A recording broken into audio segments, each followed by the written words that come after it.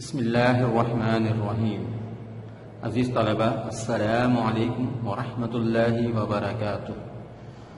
جماعت دہم میں سلسلہ تدریس کو آگے بڑھاتے ہیں. گزشتہ ویڈیو میں ہم نے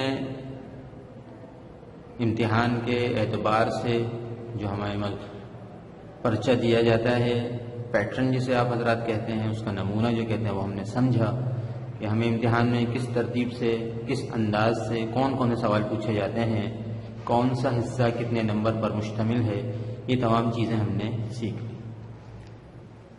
بڑھتے ہیں مشقی سوالات کی جانب. صفحہ نمبر 119. صفحہ نمبر 119 پہ پہلا سوال موجود ہے کہ نظم میں چھت سے کیا چیز مراد ہے. جب ہم اشعار کی تشریح سمجھ رہے تھے تو اس میں بھی یہ بات وضاحت سے بتائی گئی تھی کہ نظم میں چھت سے کیا چیز مراد ہے.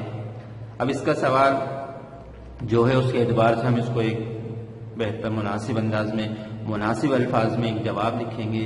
یہ بات شروع ہی سے سمجھنے کی کوشش کریں کہ ہم ایک دو الفاظ پر مشتمل جواب نہیں لکھتے.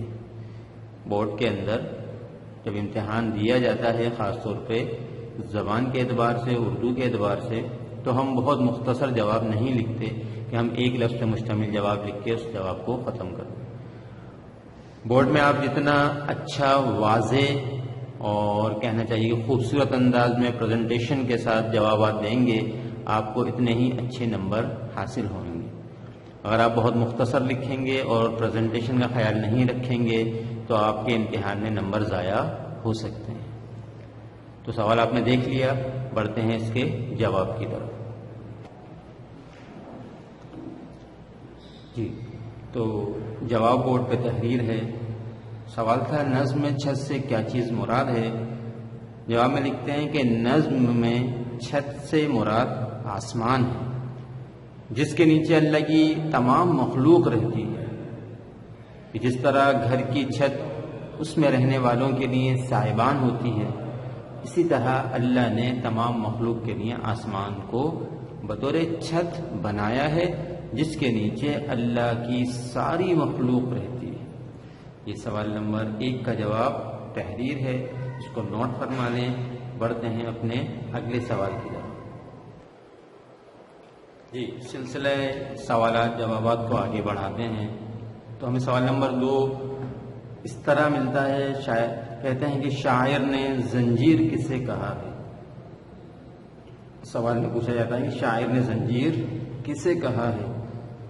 تو اس کا جواب اس طرح لکھیں گے کہ شاعر نے زنجیر اس قوت کو کہا ہے جسے سائنس باہمی کشش یا کشش ثقل کا نام دیتی ہے، جسے آپ گریوٹی بھی کہتے ہیں، جس کی وجہ سے تمام اجسام فلکی اپنے اپنے مدار میں رہتے ہوئے اپنے کام انجام دیتے ہیں، اور ان امور کی انجام دہی میں نہ کمی بیشی واقع ہوتی ہے اور نہ ہی کوئی خلل واقع ہوتا ہے.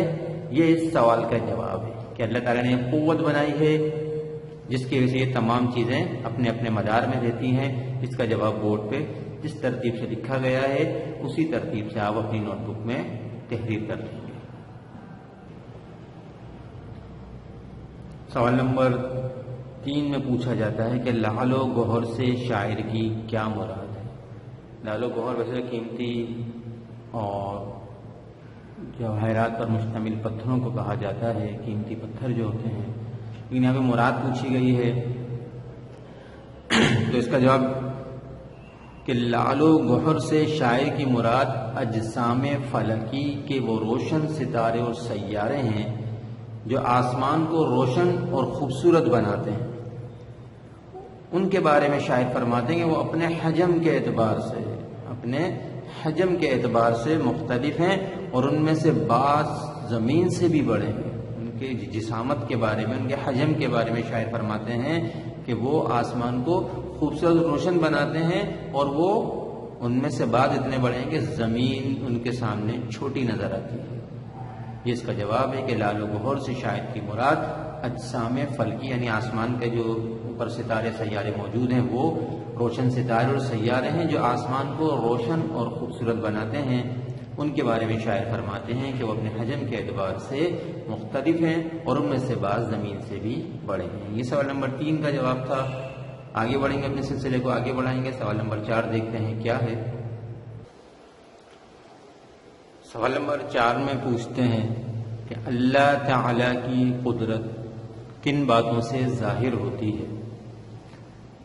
جواب میں لکھتے ہیں کہ اللہ تعالی کی ہر تخلیق اس کی قدرت کی نشانیوں کو ظاہر کرتی ہے، جیسے ستاروں اور سیاروں کا نظام، سمندر کا اپنی حد میں رہنا، ہواؤں کا چلنا، انسان، چرند پرند اور نباتات کی پیدائش، پھولوں کی خوشبو اور پھلوں کے ذائقے سمیت ہر شے سے اللہ کی قدرت ظاہر ہوتی ہے۔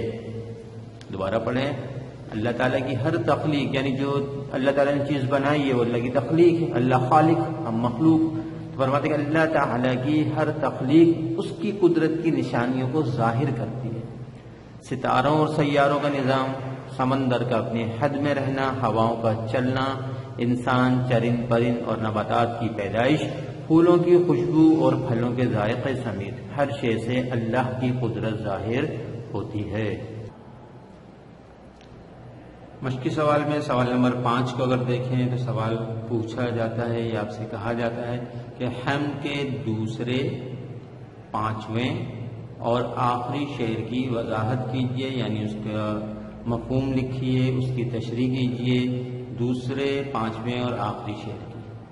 تمام اشعار کی وضاحت گزشتہ ویڈیو میں کر دی گئی تھی، امید ہے کہ ان کو آپ نے یاد بھی کیا ہوگا، سمجھا بھی ہوگا۔